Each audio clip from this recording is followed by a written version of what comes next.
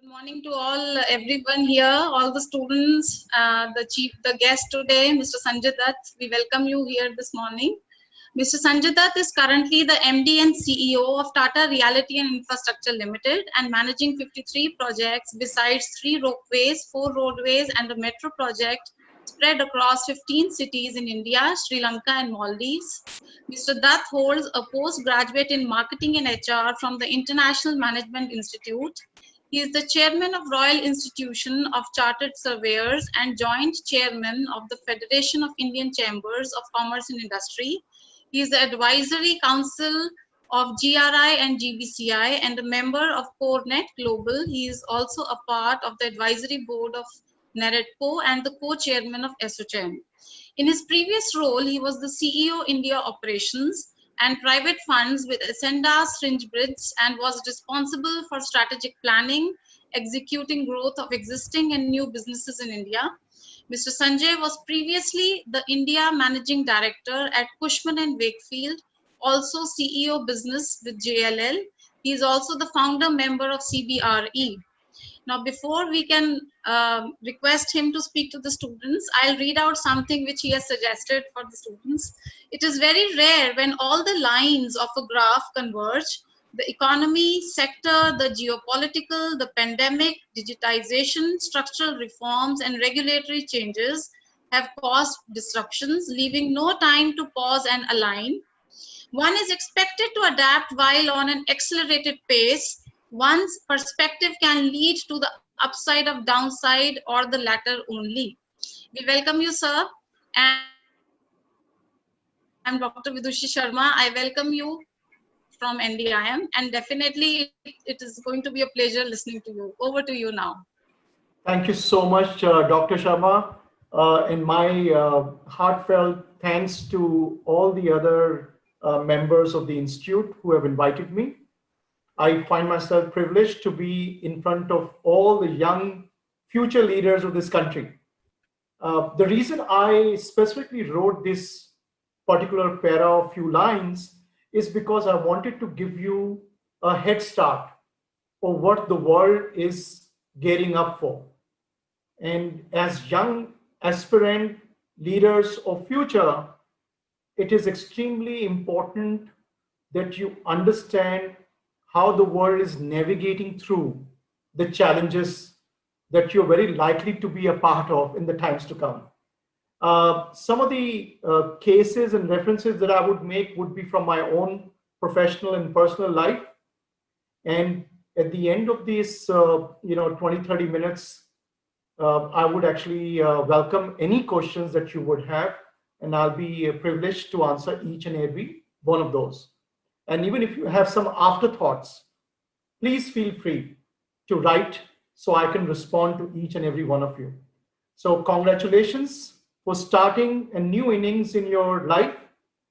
Learning is a very important aspect of development.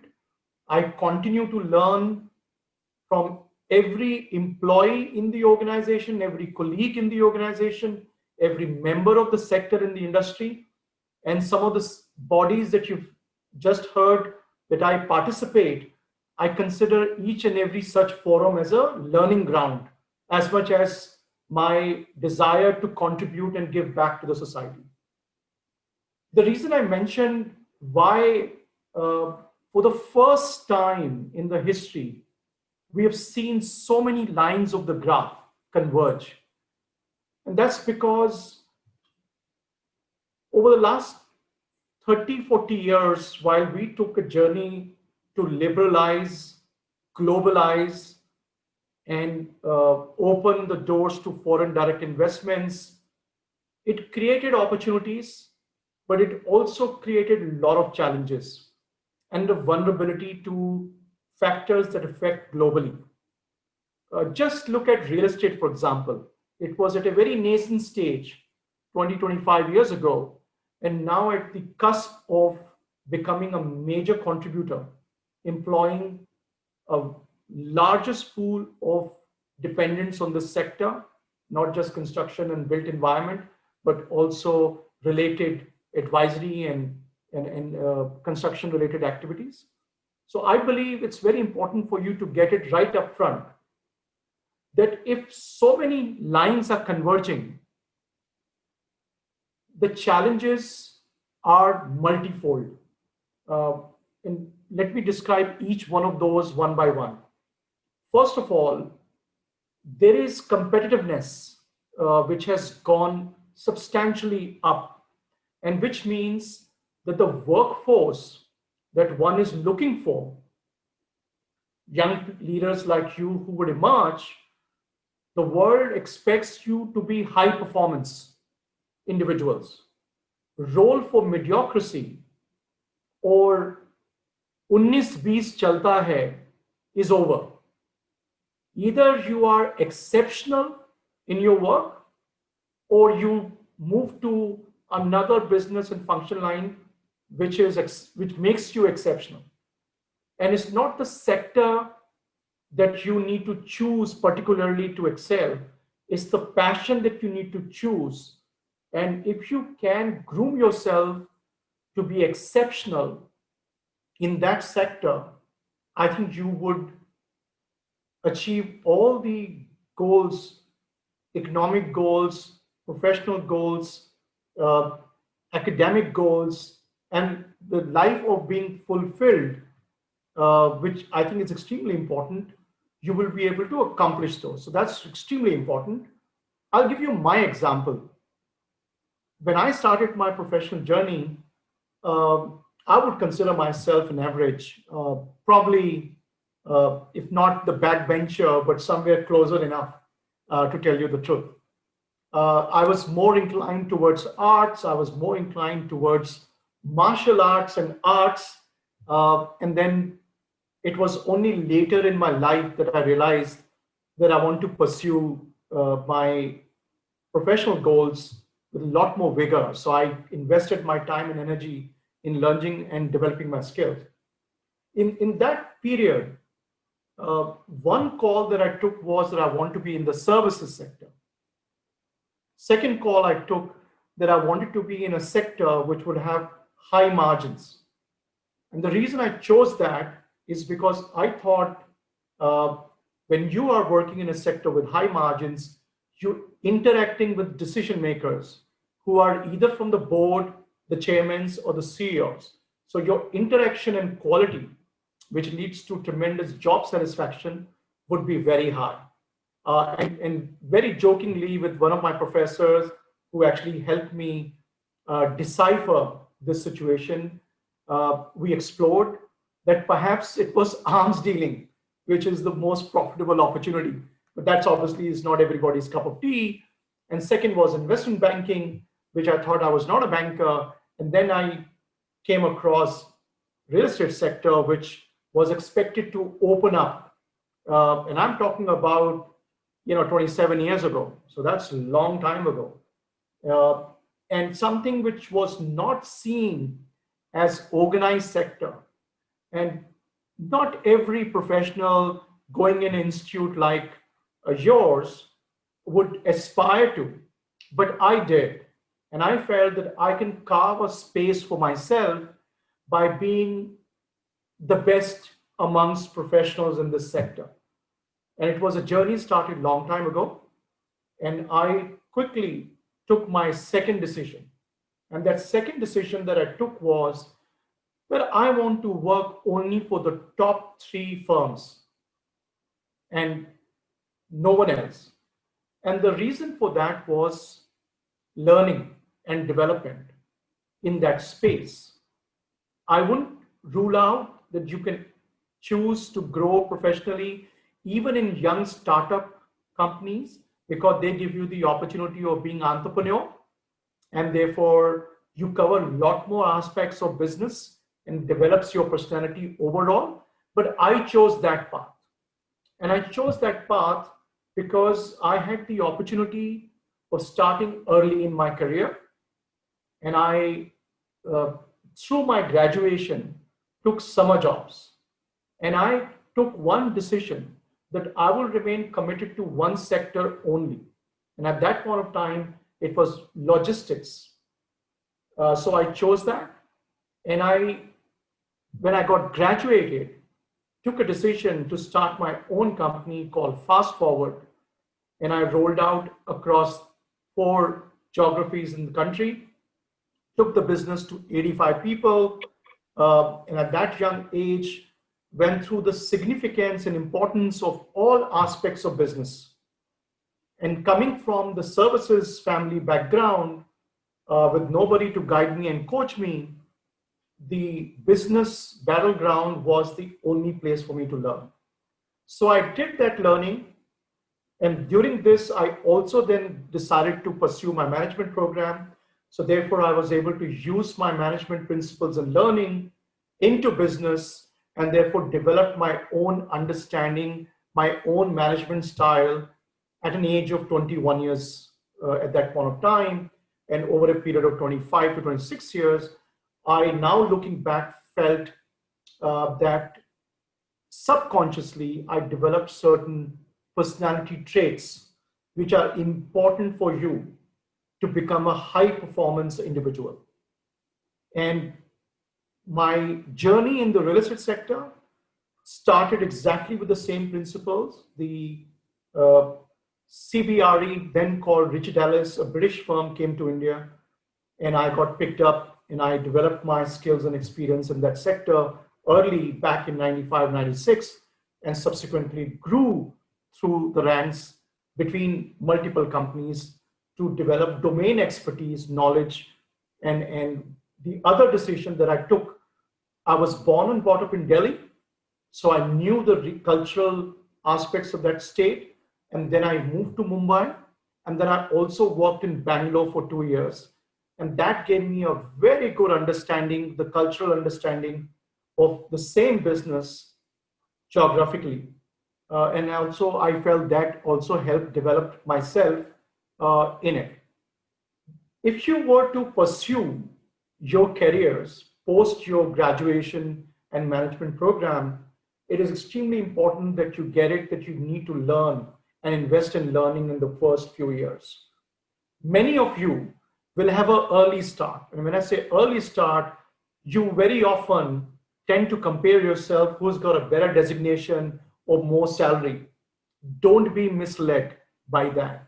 What is extremely important is that the line and the profession and the organization that you have chosen, you may have a late start, but you are setting yourself for a very strong future. So don't be nervous about it. Don't be over concerned about it. Don't think too hard. A little bit of concern and fear drives your performance, but don't overdo it, please. And therefore, invest your time in developing yourself in these great firms and learn from the colleagues that you work with. In the same institute that you'll start your journey, at least I felt it, I learned as much as from professors, but also from the students alongside, because each one of you brings a great trait and personality, which is an opportunity for you to learn from. So don't be jealous if somebody has something stronger personality trait. See how you can develop it, but also make sure that you preserve your own strengths and make them better, because that would define you and your individuality. And that's a very important aspect. The other aspect is, and I said that the upside of the downside, develop a positive attitude. If you do not have a positive attitude, chances would be that you will drown yourself in too much of negative thinking. The world needs a workforce which is solution oriented and not troublemaking, not complaining, not just raising concerns all the time. You may not have the solutions all the time yourself, but you can positively think about it, do some out of the box thinking, and make sure, as long as it's within the box of governance, integrity, protocol, system, and processes of the organization, you can excel. And that's where I think you have the biggest opportunity of demonstrating that you can, even in these difficult times, can navigate through. And achieve the upside of the downside. How do I give you an example? Let's take my current role. I came in back in 2018 in April, and I felt we have a very large business and spread across 17 cities. We were doing residential, luxury, premier, affordable, second homes, commercial, infrastructure, shopping centers, service apartments, and the world was going through disruption. The most important thing, in line with the group chairman of Tata Group, I decided to simplify the business. And I decided to exit the shopping center business that helped me focus, bring cash in, and focus on resi and commercial. Resi was already a very large business for Tata Realty and Tata Housing, and I felt I need to grow commercial business. That decision 2 years ago paid me very handsome dividends because commercial, you would have seen, has now opened up thanks to Real Estate Investment Trust. We had a second successful listing at the Bombay Stock Exchange and National Stock Exchange, and the investors have made handsome returns on its listing already and the previously listed office REIT as well. And therefore, to be able to grow that vertical 2 years ago has put the organization at the right time, at the right place. Now, it all sounds very, simple to explain, but a lot of industry knowledge, experience, and hands-on business approach helped me achieve this, which now looks so simple to execute.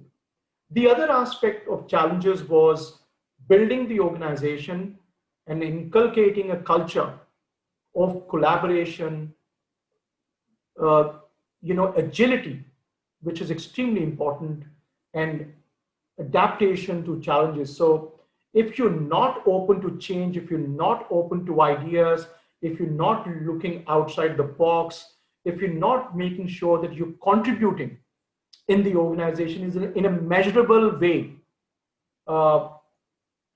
then the chances would be that you would be left out in your journey to actually excel.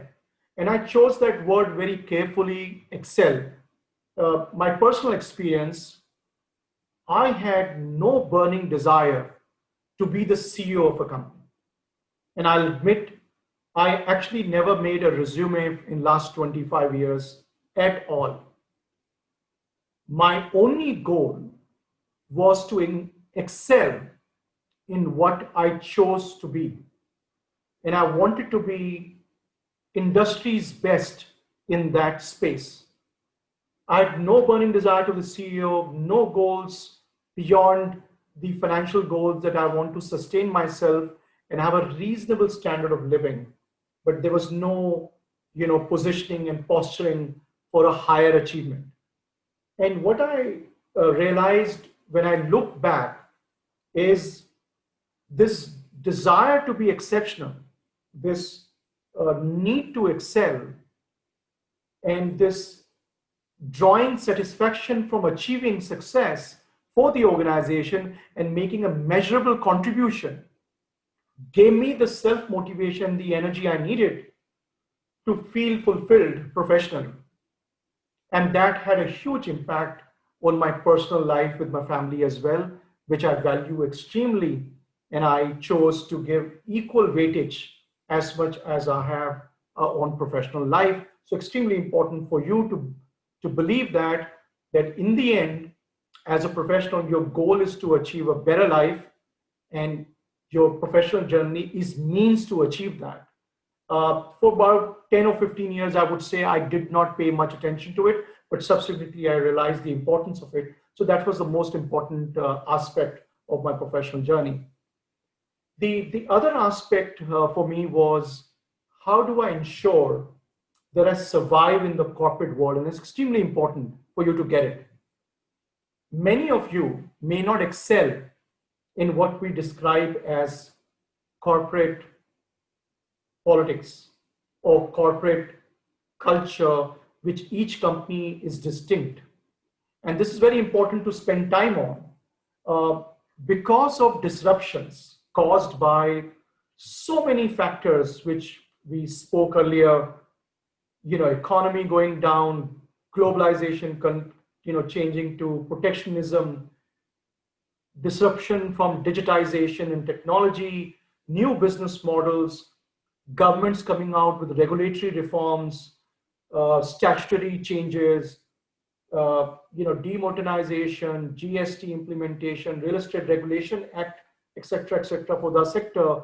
All of these things have continuously, without a pause, has disrupted, and the businesses have not had time to actually react and have a stable environment to be able to have a runway to achieve stabilization for the company. And this compulsion has pushed a lot of professionals to step up their game and help the organization during these difficult times to navigate.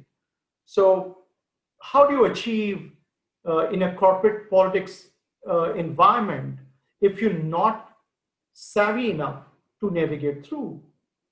I developed one simple rule of 120. And 120 is basically, if the boss has given you a target, you need to deliver 120%. And to me, this was a much simpler approach. So I shut everything around my eyes.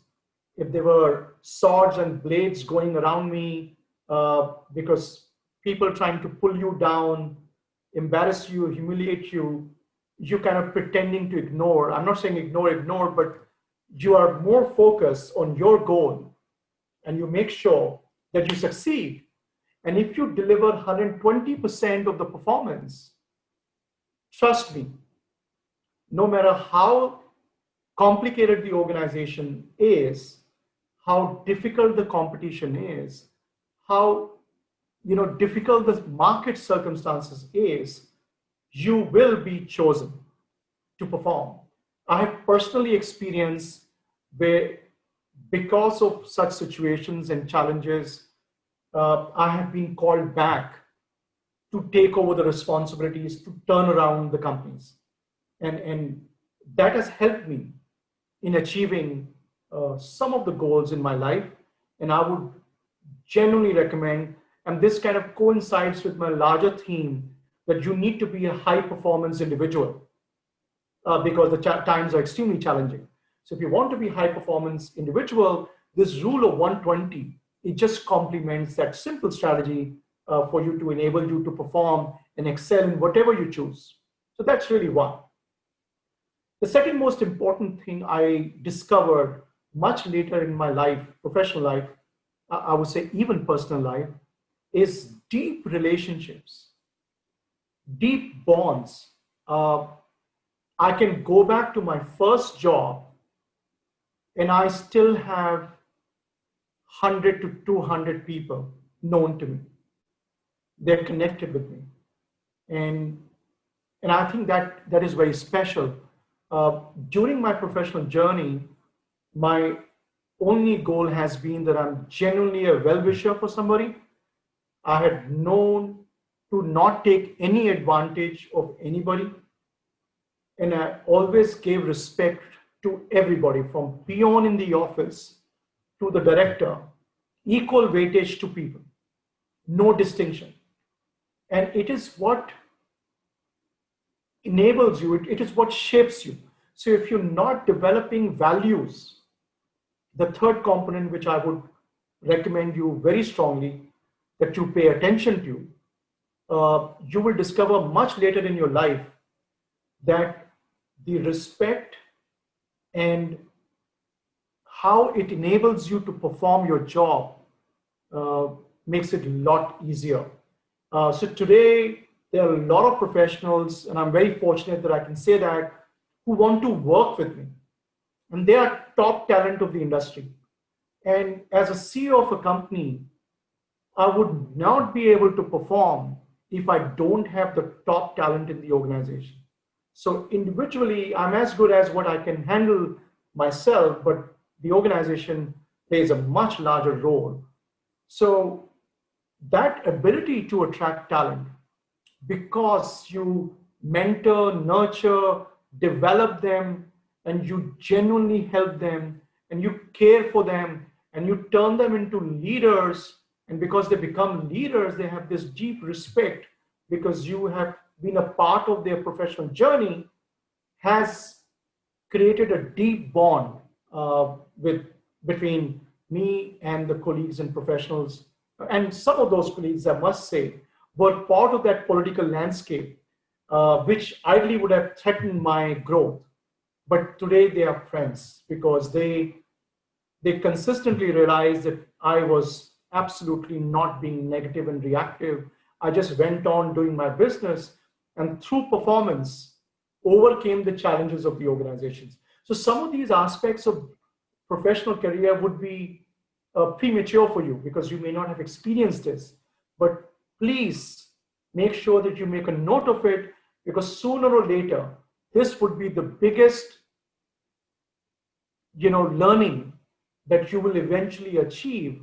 And if you cover that in your journey early, and I can give a very simple example, the growth of a compounding capital.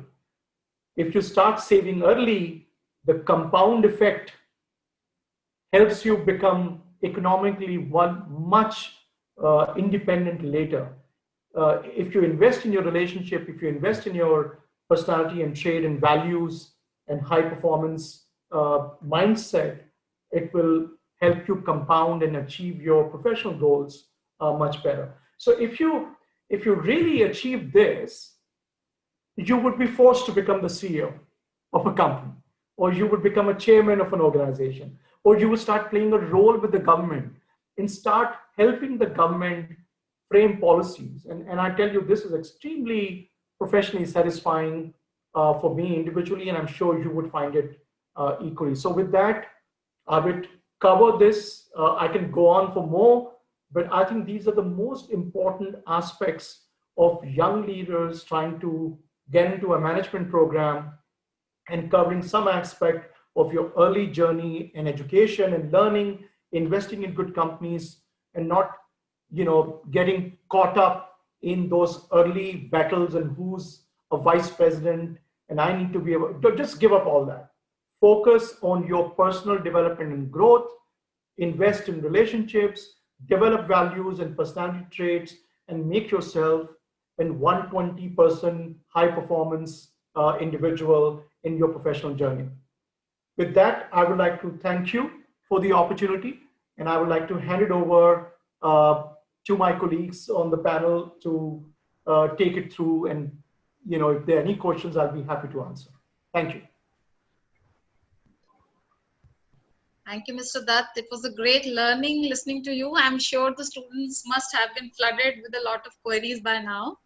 With this, I request Professor Chawla to take up a few questions. Sure.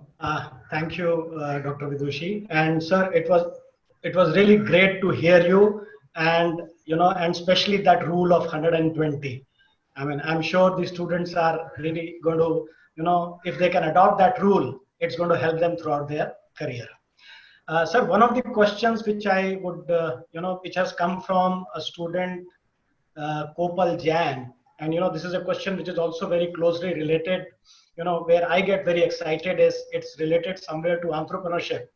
And, I manage the entrepreneurship cell at NDIM. And recently we have also been approved by AICTE to run a 2-year program on PGDM in innovation, entrepreneurship, and venture development from this very year. So what Kopal is asking is that, you had mentioned that, you did not make your resume. And so is it that your entrepreneurship journey, which helped you in getting the position of a CEO, and whether one should, pursue some form of entrepreneurship in their lives? I would say that yes, it has played a very important role in my journey. And it was a coincidence when I started my company called Fast Forward. And more than, so what is entrepreneurship? And you have, far more experience to articulate correctly. But I would say the fundamental foundation of entrepreneurship was courage. and the confidence. I wanted to learn logistics, and I did at that point of time.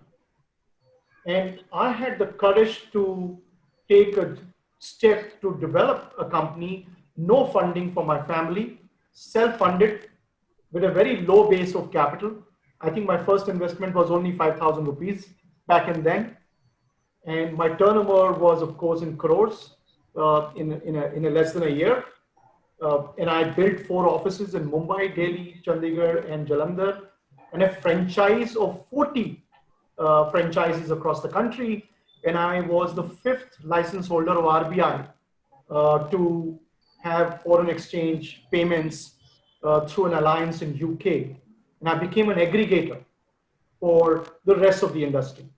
So that was major. And that courage and confidence gave me the opportunity to leapfrog in my scheme of things then to start a professional journey. But during the entrepreneurship journey, the lessons learned on timing, cash flow management, development of the team, making sure there is a cohesive approach to business, and anticipating.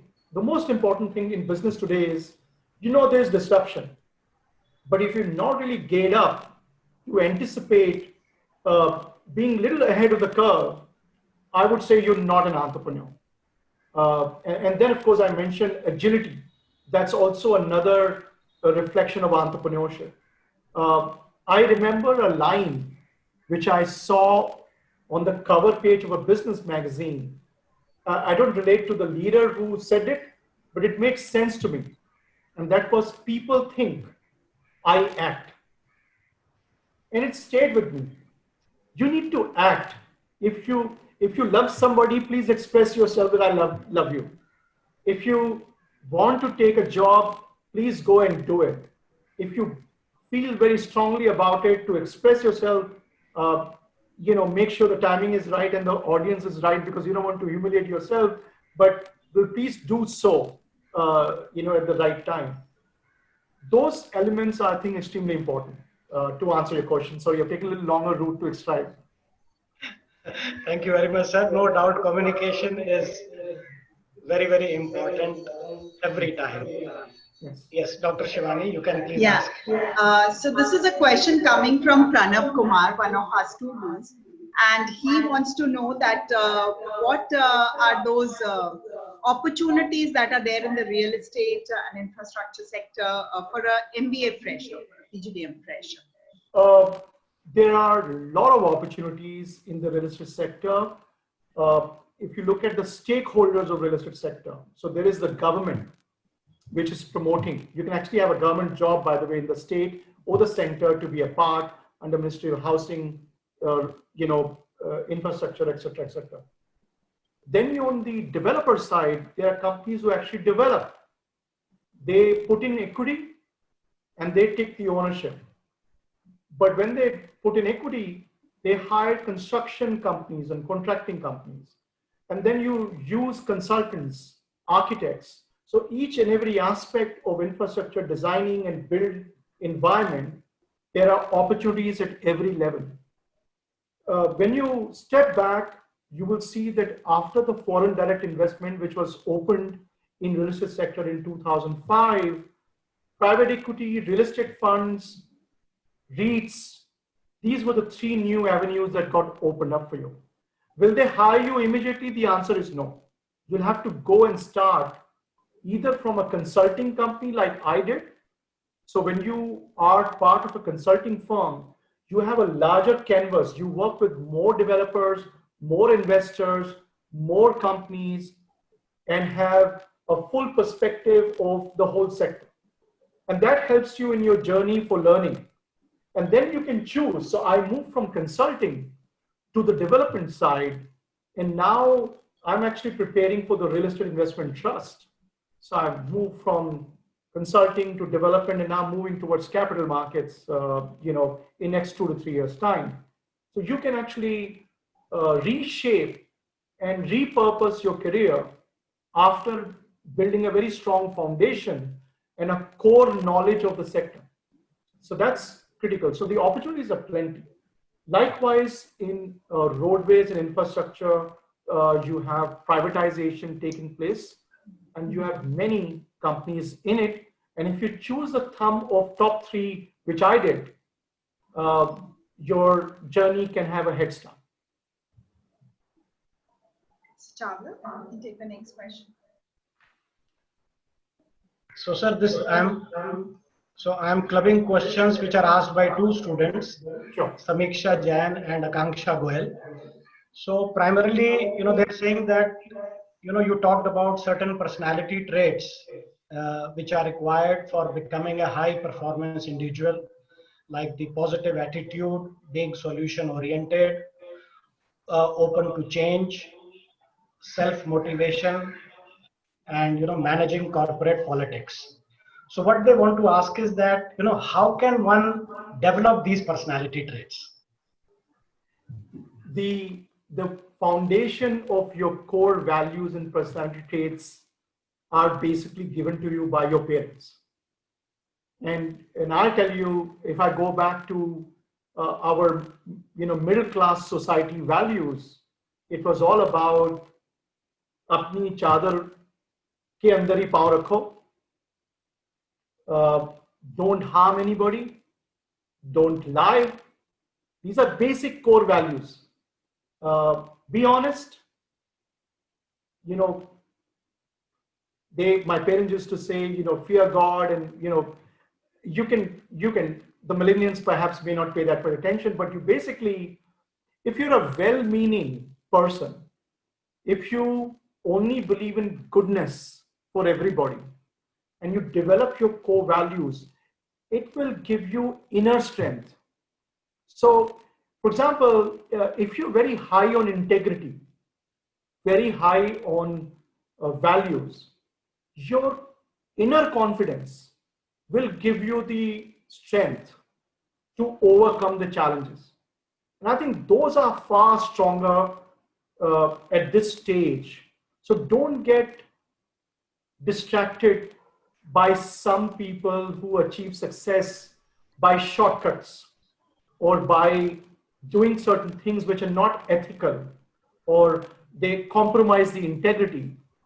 Never ever do that, because that's being hollow, which means you're putting a facade of high integrity, but inside you're hollow, you're basically lying to yourself. And over a period of time, you become good at lying yourself.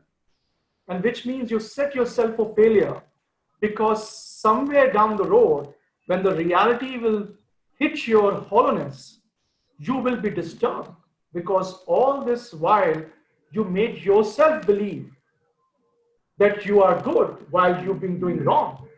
So make sure your inner values are intact, they're not compromised.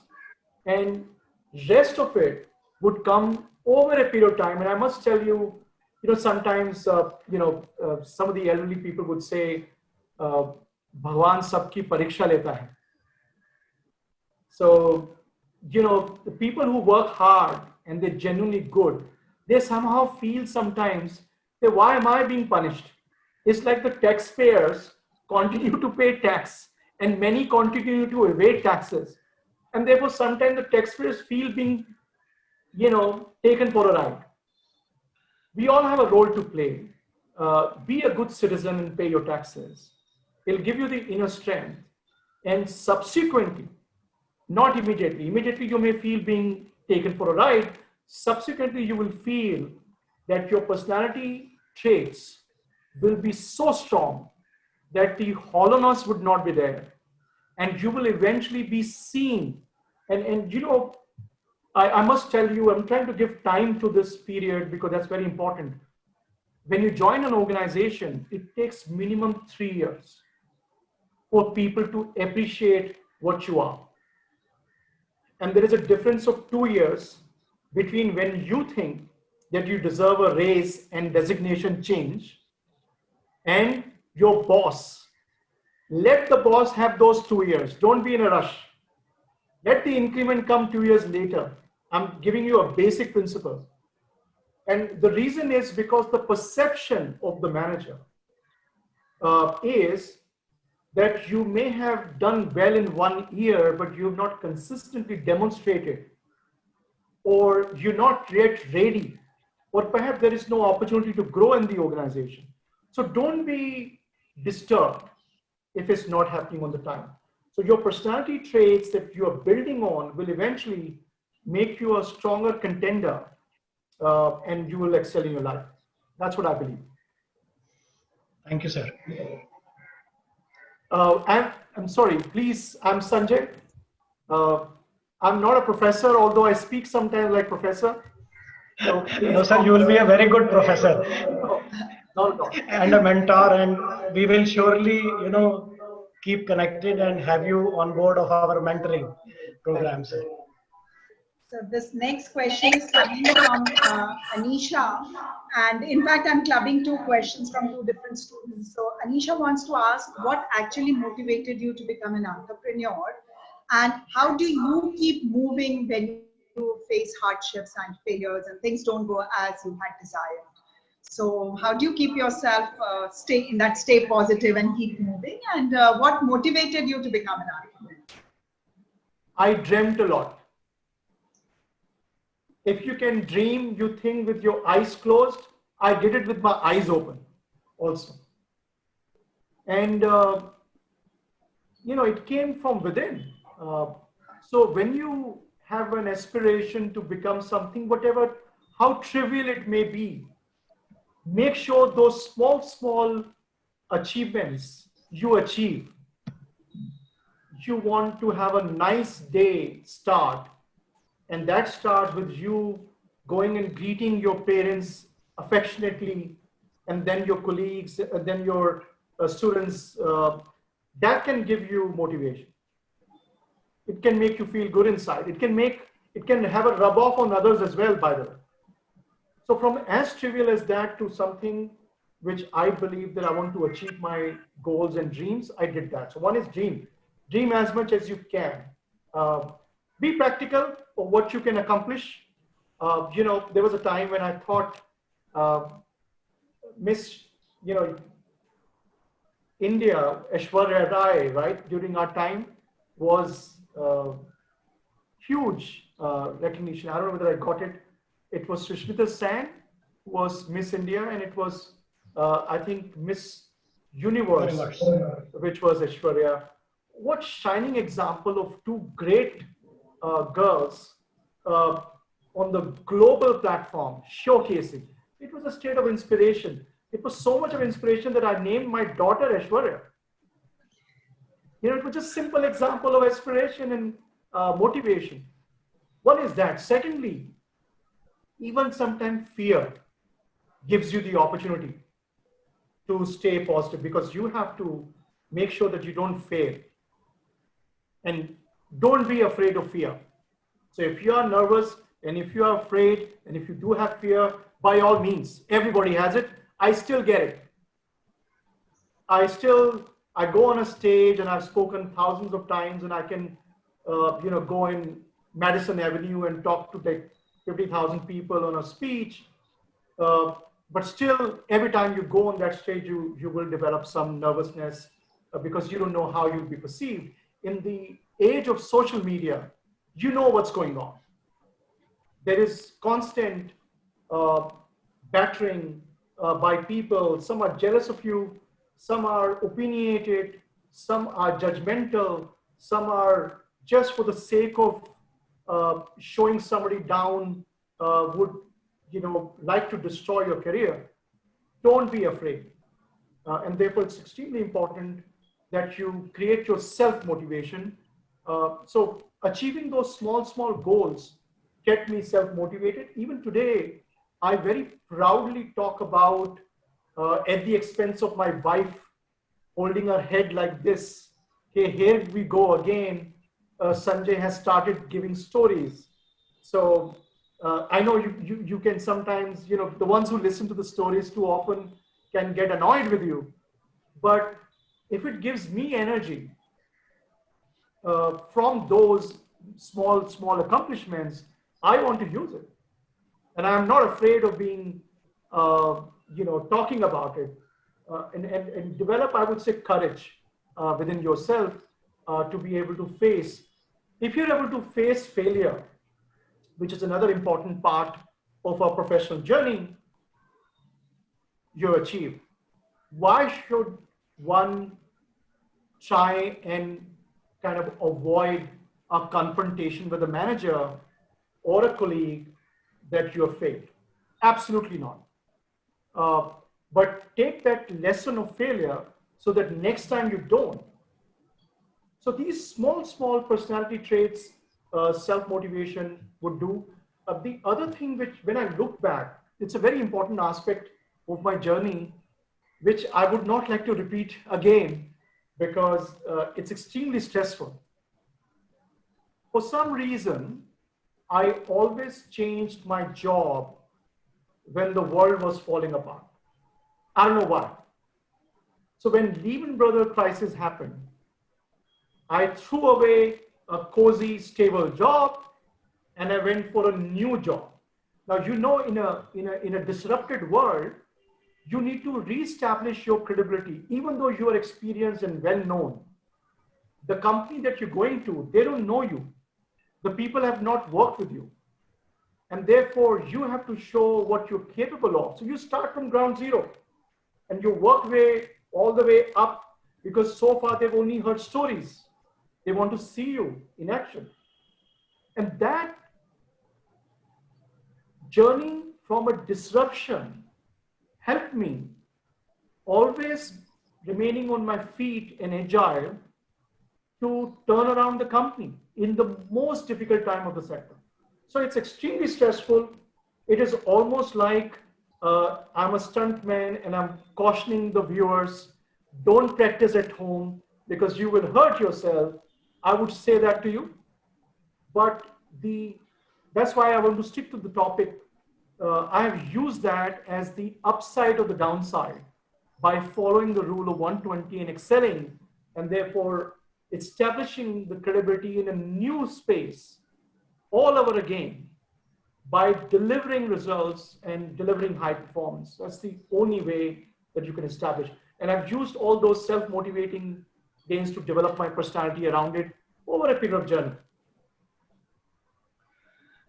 Thank you so much, sir. And so now this question is from Anand Keshav. And I have added, one point from my side also because I wanted to ask you that question. So I'm clubbing my question as well as Anand's question. And Anand says that, you said that competitiveness is very, very high in today's, scenario. And one needs to be exceptional in the sector that one needs to enter in. And, what I have added is that, in this digital world, there are so many easy distractions. Yes. So if we want to develop this trait of competitiveness, and if we also want to keep learning, which you said is very important aspect of life, Sure. what should be the strategy which should be followed by the students of today so that they are not distracted and they can pursue this field of competitiveness? Extremely important question. I would like to give my own example. When I chose to be in the services sector and I took my major as marketing, it was extremely expensive to fund, by the way, at that time. I had to do two jobs, one 9 to 6, 6 to 9, do the evening program from IMI Institute, and then 9 to 2, customs job clearance at the airport to fund my self-education.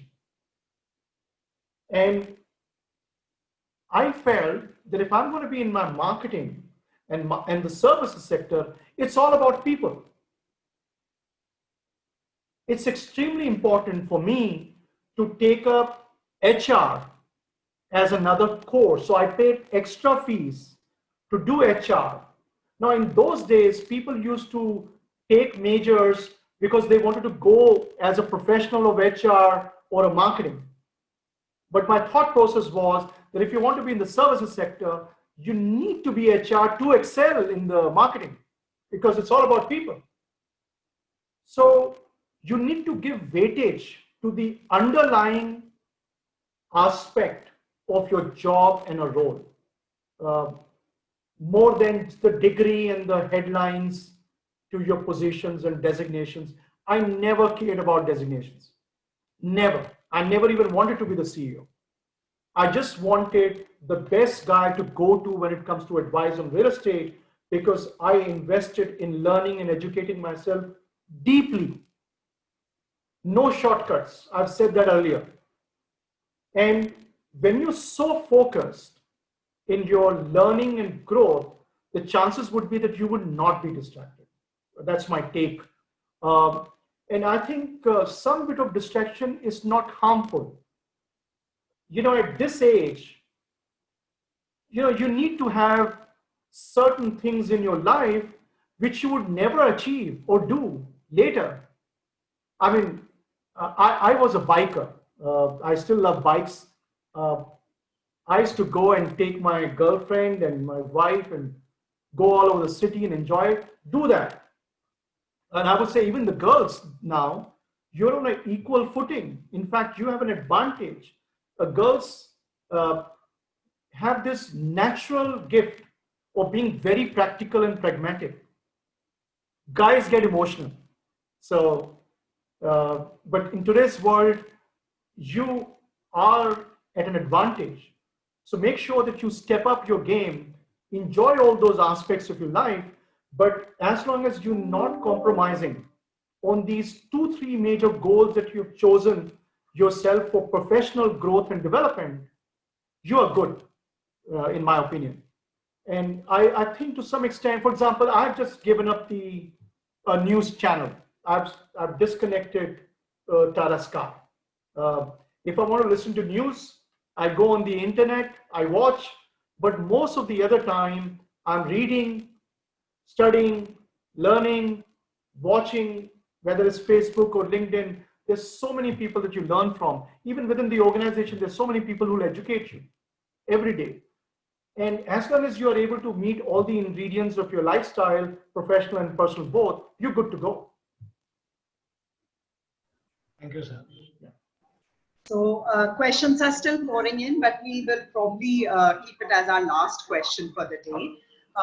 So this student wants to ask, his name is Ayush Mishra. In fact, 2, 3 of them are wanting to ask the same thing, that what are those skills that you see, the 2 futuristic skills that you see specifically from the real estate perspective? So be it hard or soft. So I believe the world is going for data analytics and artificial intelligence. If you don't have an analytical ability, I think you would not be successful. So at my role as a CEO, I need to be strategic, right? But since I've come from the ranks and I understand the front line, I understand, and I from time to time I dive into those functions because it personally makes me happy, and I get the insights which I analyze and apply to strategy. And therefore the strategies can't be distant from the reality of the world. So I would say analytics. So if you're good in math, chances would be that you would be very good in analytics, or you can develop if you don't. I never had a strong finance background, but over a period of time, I invested in it. And I went through the hardship of learning, and it has been the single most powerful one aspect. I would say that's really one skill that you learn. Ability to articulate and communicate and express yourself. The whole life is the elevator's pitch, if you ask me. You have to say least words, but explain a much larger canvas. Learn the ability to express yourself. I've seen many, many intelligent people failing to express and missing out the opportunity. The other aspect I touched on, courage. While you don't need to shoot yourself on your own foot by doing too much and too loud, one should speak only when it's required to be spoken, but at least have the courage that if you want to say something, say so, right? So communication therefore becomes a very important aspect throughout the journey. And I would say in the business today, the governance, compliance across all businesses has gone up. You see, there was a time when a willful defaulter would restructure the loan and be called as, king of good times. You will not be the king of good times in this environment anymore. And that's because the compliance and governance is the most important aspect. So you have to be sensitive, you have to be high on integrity. And I believe we have a cultural issue. So, if I used to engage with a lot of people from Europe and other places in Japan. I thought they were culturally far more sensitive than Indians. Indians, by basic definitions, are loud people. Let me tell you. There's nothing being loud because that's courage, but when you're too loud, you are being insensitive to others' feelings and perhaps setting yourself for failure if you overdo it. If you are sensitive to every aspect, for example, if you were to do a test on integrity, and the test on integrity would be that you're filling up a question and you've been asked a question that in Deepavali, a vendor sends you a nice box, which is very generous gift. What would be your moral values be? I would be very sensitive and I would, one, as a practice before these festive seasons begin, I actually send a communication that these are our policies and we'll respect that all the vendors follow the policies, and so that we avoid this embarrassing situation of returning the gift to you. So you have to be that sensitive. All my life, I was a consulting space. I had to buy properties. I did not buy a single property on discount. So it's funny, you have access to all the developers, they're known to you, they want to give you, but you're saying, no, I'll pay the rack rate. Now, 25, 27 years later, I realized that how valuable the integrity and the perception of the industry leader about this aspect has given me in return. That now I work for the most reputed company, and that would not have been possible if you have not maintained your integrity. So I would value these principles most in this current scheme of things.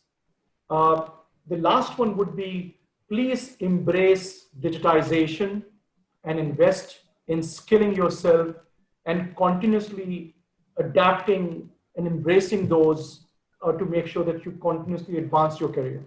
So I'm sorry, I give you long answers. No, I want but to do justice to the question. yes, and it's so nice to hear you, and there's so many more questions, but we have paucity of time. So I'll hand over to Dr. Vidushi. Thank you, Mr. Dutt. Thank you, Vidushi. And thanks to my colleagues for taking up the questions very well. I would now request our chairman, Dr. V.M. Bansal, to deliver a vote of thanks. Dr. Bansal is a former civil servant and has been the youngest and the longest serving secretary and principal commissioner of country's biggest statutory urban authority, DDA, Government of India, for 17 years. He has led many government delegations to more than 15 countries and was advisor to Lieutenant Governor Delhi. Over to you, sir. Thank you, Vidushi. Very good morning, Dr. Bansal. Good morning, Mr. Sanjay. I have been listening to you for the last, I would say, 60 minutes.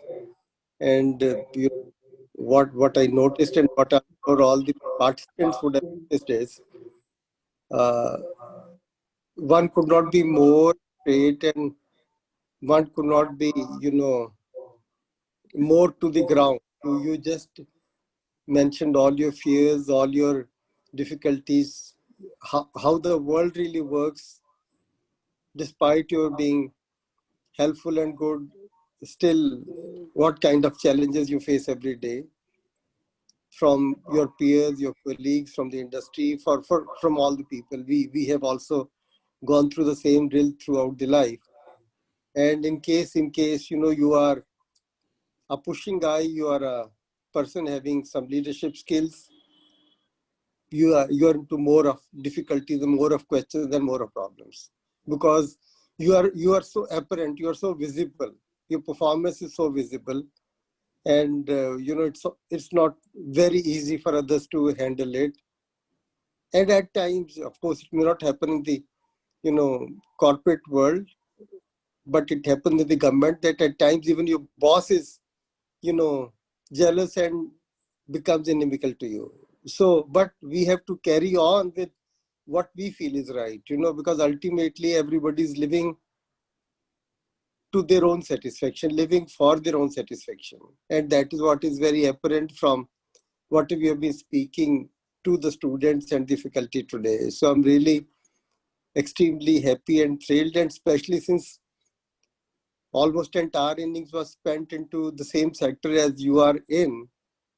So that also, I was part of all the zonal plans and master plans of Delhi, starting from early 80s, all the Chogam games and Asiad and all those things. So, one can relate to what exactly you mentioned today.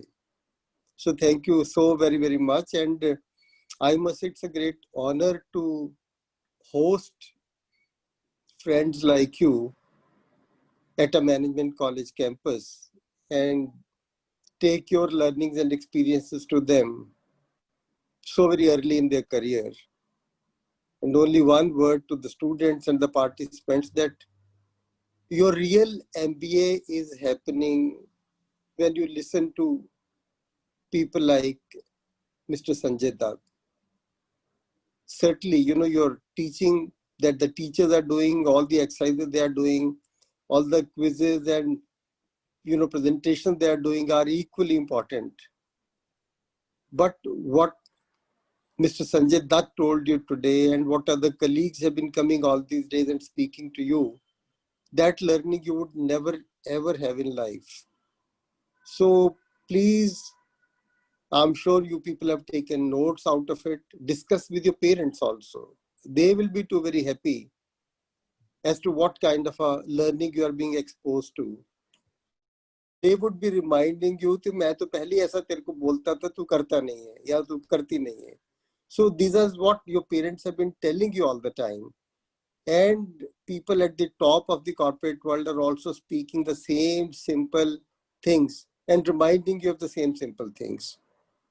Sanjay ji, because of your paucity of time being such a big leader in the industry, I don't know whether I can request you to be, once in a while mentoring our students. We have a corporate mentorship scheme where senior people like you spend an hour or so with 4 students twice a month.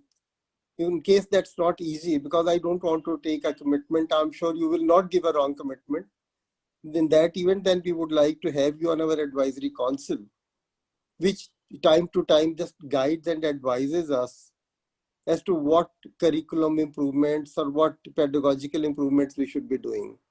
Possibly that will suit you more because of the time constraints that you may be having. So we'll formally request and write to you for that.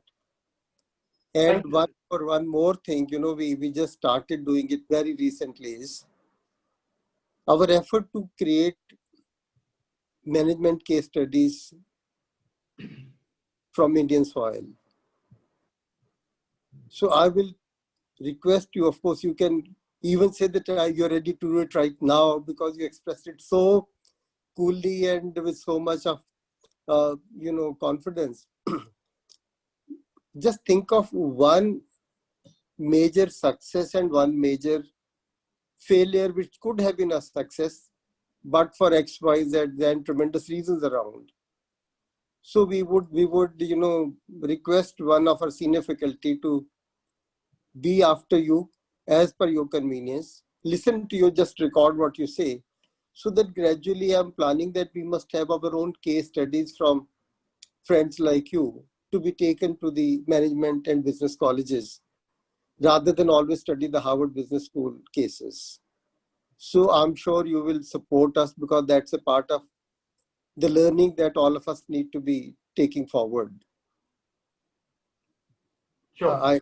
Yeah. So thank you very much, Dr. Bansal. It's a pleasure and privilege. I think you will have a lot of young leaders from your institute, and to be able to give back something, it's an honor. You're very kind for saying some very nice things about me. I thought I've only done my bit, but also your thought of me mentoring, I immensely appreciate. Thank you. And if time permits, Great. I would be delighted to do so. Very great. In fact, I'm already deliberating what my afterlife would be. So I'm really thinking on those lines as well. When it comes to the sector specific, of course, any guidance or specific engagement with the students at any point of time, I would be delighted to do. So I'm thank you for the opportunity. No, thank you so much. You know, when the things get normal, would also like to host you at the campus and meet you in person. Yeah. Thank you. Thank you so very much. Extremely grateful. Thank you very, very much. Keep in touch and stay connected. Thank you very much. Thank you. Bye-bye. Thank you, sir. With this, we come to an end of our session on a talk by our industry expert. And thanks everyone for joining. Thanks, Mr. Dutt, once again.